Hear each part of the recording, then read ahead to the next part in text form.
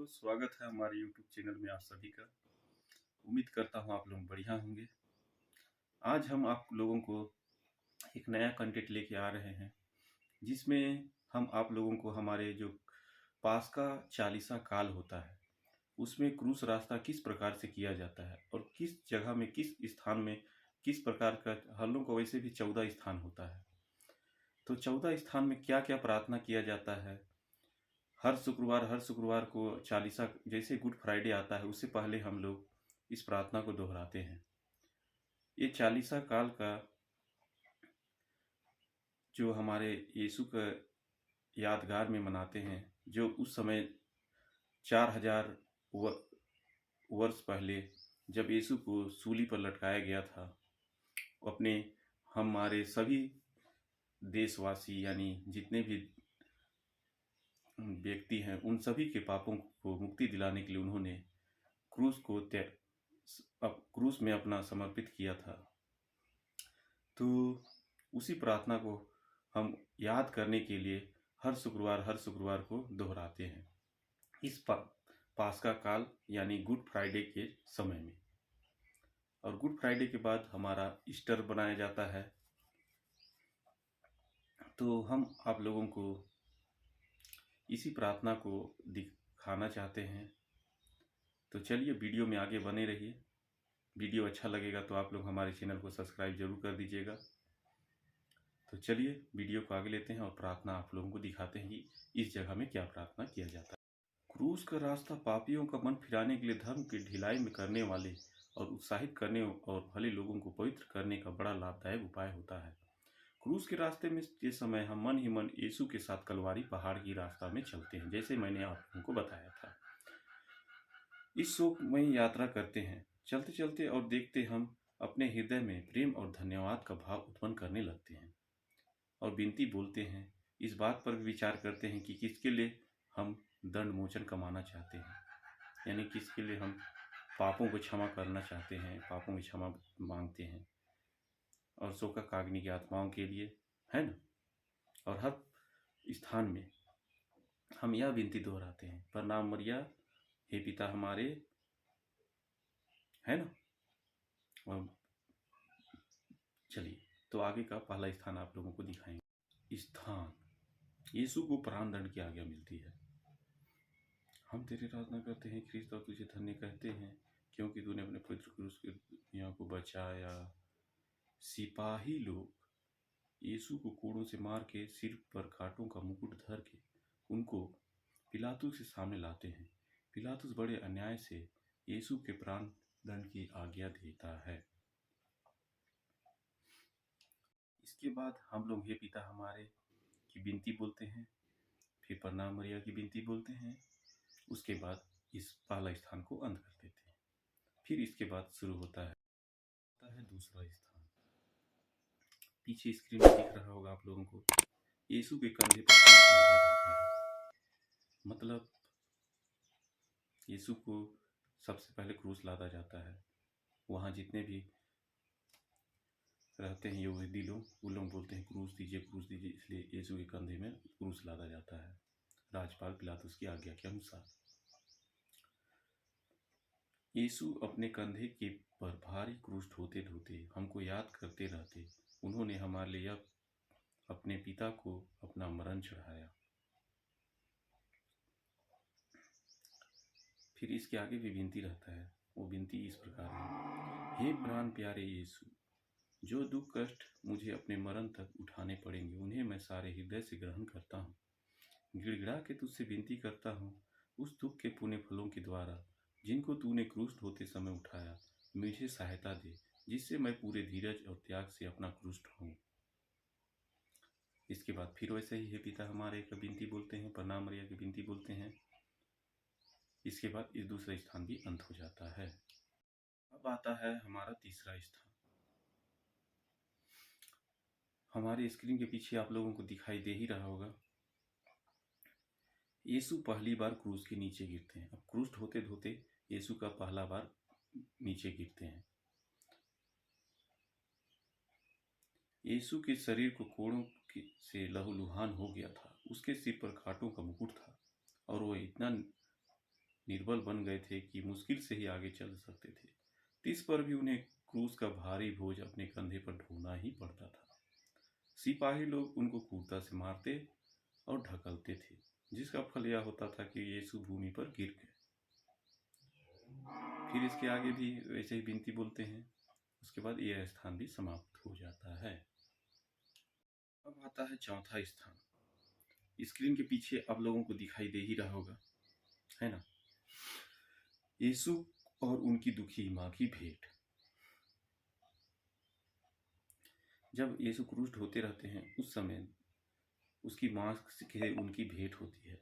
उनकी दृष्टि एक दूसरे के लिए दुख की तलवार सी हो गई थी, जो उनके प्रेममय हृदय को छेदती थी, क्योंकि अब उनका बेटा जो यीशु है वह क्रूस ढो रहा है। तो किसी भी माँ को सजा देखते हुए तो अब तकलीफ होगा। सेम उसी हमारी मरियम माँ को भी तकलीफ हुई थी। तो इसके बाद विनती बोला जाता है। फिर इसी प्रकार यह भी स्थान समाप्त हो जाता है। पांचवा स्थान, सिरनी सिमोन क्रूस ढोने से यीशु की सहायता देते हैं। जब यीशु ढोते ढोते थक जाते हैं तो देखते हैं सिपाही लोग कि वह थक गया है, तो किसी व्यक्ति को ढोने के लिए उनका सहयोग करने के लिए बोलते हैं। तो उसका नाम रहता है सिरनी सिमोन। तो वह यीशु का क्रूस ढोने के लिए उनकी मदद करता है। यह देखकर कि यीशु मरने पर है, यहूदियों को बड़ा डर लगा कि वह रास्ते में ही ना मर जाए। वे तो चाहते थे कि यीशु क्रूस पर ही मर जाए, इसलिए उन्होंने एक आदमी को पकड़कर उसको यीशु का क्रूस ढोने का हुक्म दिया। फिर इस प्रकार यह भी आगे विनती बोला जाता है। फिर यह स्थान भी समाप्त हो जाता है। हर स्थान में इसी प्रकार का कंटिन्यू किया जाता है। छठवां स्थान, वेरोनिका यीशु का चेहरा पूछती है। जब यीशु पसीने से लहूलुहान हो जाए रहते हैं तो जो वेरोनिका नाम की रहती है वह यीशु का चेहरा पूछती है, और उसका चेहरा यीशु का चेहरा पोंछती है अपने रुमाल से, और वह रुमाल में यीशु का चेहरा छप जाता है। एक धर्मी स्त्री ने, जिसका नाम वेरोनिका था, यह देखकर कि यीशु का चेहरा पसीने और लहूलुहान से भरा हुआ है, उनको यह रुमाल दिया जिससे वह अपना चेहरा पोंछ ले, और देखो उनका पवित्र चेहरा रुमाल में छप गया। अब इसके बाद फिर विनती प्रार्थना बोले जाता है, पिता हमारे प्रणाम मरिया का। उसके बाद यह स्थान भी समाप्त हो जाता है। सातवां स्थान हमारे पीछे देख सकते हैं, यीशु दूसरी बार गिरते हैं। इसके बाद बोलेंगे, हम तेरी आराधना करते हैं क्रिस्त और तुझे धन्य करते हैं, क्योंकि तूने अपने पवित्र क्रूस के द्वारा दुनिया को बचाया। ये प्रार्थना हर बार ही बोला जाता है। इसके बाद फिर आगे वो बताते हैं उसके बारे में कि इस स्थान में क्या हुआ था। दूसरी बार गिरने के कारण यीशु के सिर और अंगों की पीड़ा और बढ़ती जाती है। जब दूसरी बार यीशु क्रूस के नीचे गिरते हैं तो उसे अंगों की पीड़ा और बढ़ जाती है, दुख दर्द और बढ़ जाता है, क्योंकि और ही थक जाए रहते हैं।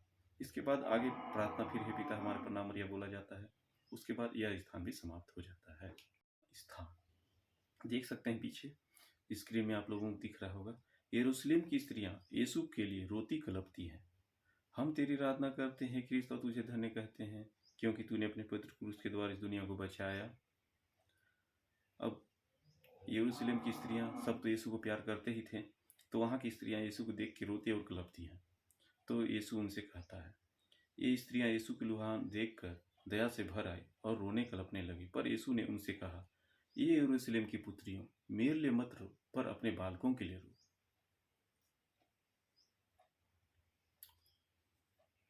इस प्रकार इसमें भी प्रार्थना बोला जाता है, पिता हमारे प्रणाम मरिया। उसके बाद यह स्थान भी समाप्त हो जाता है।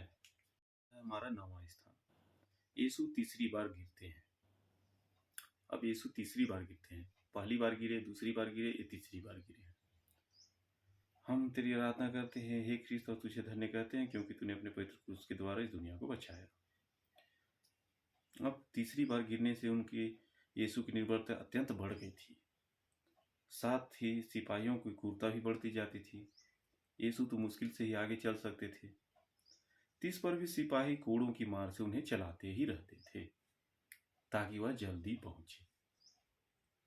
इसके बाद फिर हे पिता हमारे प्रणाम मरिया की विनती बोली जाती है। फिर इसके बाद यह स्थान भी समाप्त हो जाता है। फिर आगे के स्थान में जाते हैं।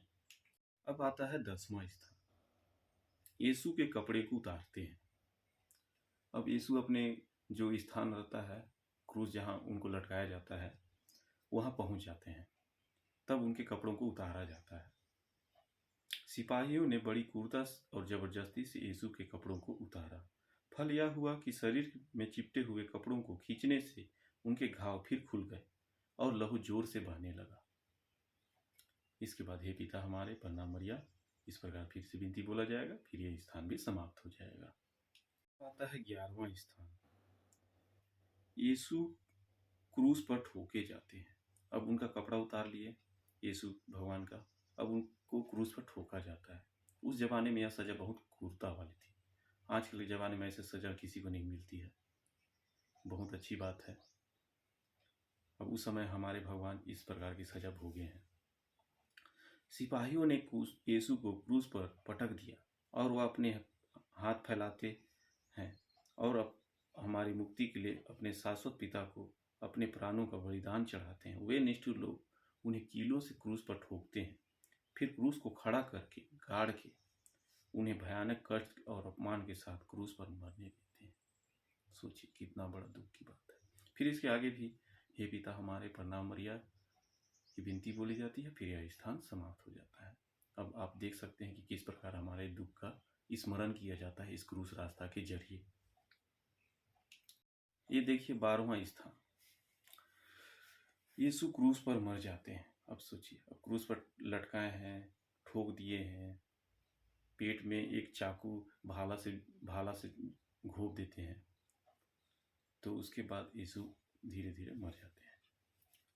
यीशु पर 3 घंटों तक मरण संकट का असहाय कष्ट झेलने के बाद यीशु अपना सिर झुकाते और मर जाते हैं और उससे पहले बोलते हैं, हे ईश्वर तुमने मुझे क्यों त्याग दिया, क्यों त्याग दिया, इस प्रकार बोलते हैं और सिर झुकाते हैं और मर जाते हैं। इसके बाद हे पिता हमारे प्रणाम मरिया की विनती बोली जाती है, उसके बाद यह स्थान भी समाप्त हो जाता है।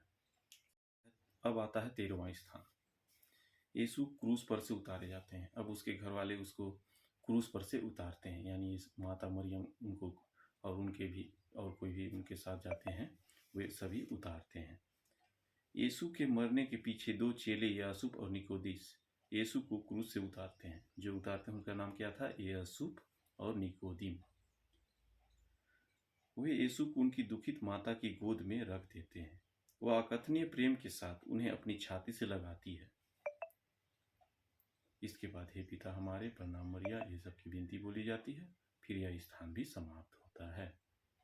आता है हमारा लास्ट स्थान, यानी 14वां स्थान। देख सकते हैं स्क्रीन के पीछे, यीशु कब्र में रखे जाते हैं। यीशु कब्र में रखे जाते हैं। चेले लोग यीशु का शरीर उठा के गाड़ने के लिए ले जाते हैं।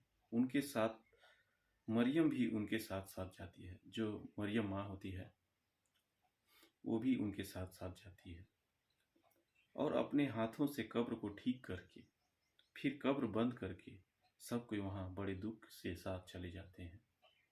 उस समय में एक गुफा खोजा जाता था और उस गुफा में लाश को रखा जाता था। तो ठीक वैसे ही हमारे यीशु भगवान को उस एक गुफा खोजा गया, उसमें रखा गया, फिर कब्र में एक पत्थर लगा के उसको बंद करके अच्छे से फिर लकड़ी का वो चीज़ लोक लगा देते हैं, उसके बाद चले जाते हैं बड़े दुख के साथ। इस प्रकार हमारा यह क्रूस रास्ता यहाँ समाप्त होता है। इसके आगे भी हे पिता हमारे प्रणाम मरिया की विनती बोली जाती है। उसके बाद शोका काग्नि की आत्माओं के लिए प्रार्थना किया जाता है, पछतावे की विनती बोला जाता है, गाना गाया जाता है पछतावे वाला। उसके बाद यह क्रूस रास्ता समाप्त हो जाता है। दोस्तों हमारा यह क्रूस रास्ता का पूरा विधि हम आप लोगों को ये सामने रखेंगे, किस प्रकार क्रूस रास्ता की विधि में प्रार्थना किया जाता है।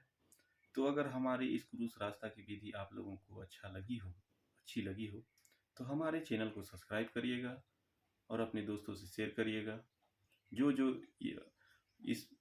इस प्रार्थना विधि को नहीं जानते हैं उनके लिए अब मैंने बनाया है, इसलिए इसमें कोई बुरी मानने की बात नहीं है। इसको सब देख सकते हैं, सबके जानकारी के लिए ही इस वीडियो को मैंने बनाया है कि हमारे ईसाई समाज में किस प्रकार एक क्रूस रास्ता या गुड फ्राइडे की जो 40 काल होती है उस विधि को किस प्रकार बनाया जाता है। तो चलिए मिलते हैं नेक्स्ट वीडियो में, तब तक के लिए बाय बाय। जय हिंद, जय भारत।